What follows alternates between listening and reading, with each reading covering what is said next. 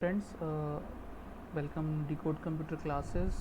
And जैसे कि हम आगे बढ़ेंगे उससे पहले मैं आपसे ये कहना चाहता हूँ कि डिकोड कंप्यूटर क्लासेस को सब्सक्राइब करिए, शेयर करिए इसे अपने फ्रेंड्स के साथ में और लाइक करिए।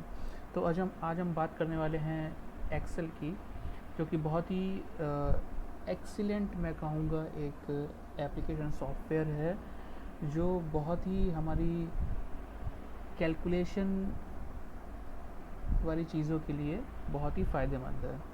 अब इसका कैसे इस्तेमाल करते हैं, क्या क्या चीज़ें इसमें होती हैं, ये एक फ़र्स्ट ओवरव्यू है उसका। एक्सेल जैसे आप देख सकते हैं, जैसे कि फ़र्स्ट व्यू है एक्सेल का, राइट।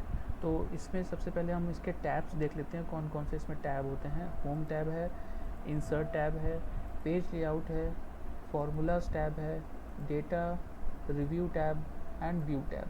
अब इस जैसे कि आपने वर्ड यूज़ किया हुआ, ये already use the word application software, so वहाँ पे आपको ये फार्मूलाज का टैब नहीं मिलता है। ये एक नया टैब है जो हमें सिर्फ एक्सेल सॉफ्टवेयर में ही मिलता है। ये देखिए, जैसे हम फार्मूलाज टैब पे क्लिक करते हैं तो ये सारे फंक्शंस हमें यूज़ करने के लिए मिलते हैं, और इनका यूज़ बहुत ही यूनिक तरीके से और बहुत ही ईज़िली तो नहीं कहूँगा, क्योंकि ये बहुत ही कुछ फंक्शंस का यूज़ बहुत ही टिपिकल होता है। इसको आप सही तरीके से यूज़ करना और सही तरीके से इम्प्लीमेंट करना के लिए इसको आपको सीखना ज़रूरी है। तो सबसे पहले हम होम टैब में आते हैं। यहाँ पे हम सबसे पहले बात कर लेते हैं इसकी अपीयरेंस की। तो जैसा कि आप देख पा रहे हैं कि ये एक्सेल शीट है, ये शीट 1 है, ठीक है ना। जो एक्सेल की शीट होती है वो हमारी रोज़ एंड कॉलम्स में डिवाइड होती है, और ये पर्टिकुलर सेल्स हैं हमारे। Every cell here has its own unique address, right. तो यहाँ पे हर सेल का एक यूनिक एड्रेस होता है, और ये सेल एड्रेस होता है। ये बॉक्स हमारा सेल एड्रेस बॉक्स है।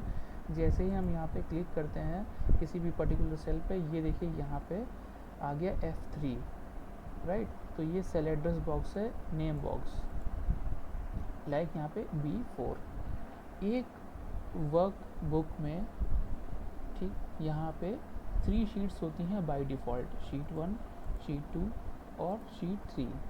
ये बाय डिफ़ॉल्ट होती हैं। 3 worksheets are there in a one workbook, okay. And we can add on more worksheets in a workbook by clicking on this icon that is called insert worksheet।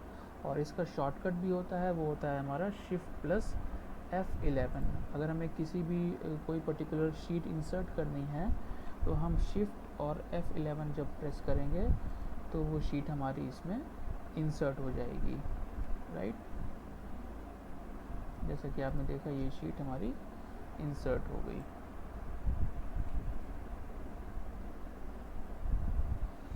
ये देखिए sheet 7। सो ये shortcut होता है sheet insert करने के लिए। मैं यहाँ पे आपको दिखा देता हूँ, शिफ्ट प्लस F11, ओके। ये है हमारा शीट इंसर्ट करने के लिए शॉर्टकट। सो ये बात हो गई। ये रोज़ एंड जो रोज़ हैं हमारी वो हॉरिजॉन्टल होती हैं, और जो कॉलम्स होते हैं हमारे वो वर्टिकल होते हैं, ओके। तो ये चीज़ें हैं एक्सेल में। तो यहाँ पे जो हम चीज़ें करते हैं एक्सेल में, वो हमें पता होनी चाहिए कि उसका यूज़ क्या होता है। तो जैसा कि मैंने आपको बताया कि यहाँ पे हर सेल का एक यूनिक एड्रेस होता है। अब देखिए यहाँ पे जैसे मैं सेल पे क्लिक कर रहा हूँ तो यहाँ पे नेम बॉक्स में आया है E3। तो ये E3 क्यों है, 3E क्यों नहीं है? इसका मीन्स ये है कि पहले जो है कॉलम का नेम आता है, उसके बाद किस रो में वो सेल है उसका नेम आता है। तो इसको पढ़ने का यही मेथड होता है, E3 या F3 या D3 या D1। तो पहले कॉलम का नेम आता है, फिर रो का नेम आता है, अंडरस्टूड। तो इस तरीके से हम सेल एड्रेसेस को पढ़ते हैं।